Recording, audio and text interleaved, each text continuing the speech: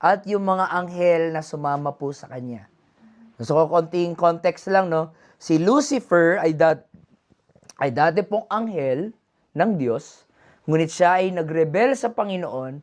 Marami siyang nabitbit ng mga kapwa-anghel niya na tinatawag nating fallen angels. At yung fallen angels, sila po ay ginawang devils or demons. At ang pinaka-leader ay Satan. Now, ginawa ni Lord ang impyerno para ba sa tao? Hindi, para sa mga demonyo at mga fallen angels.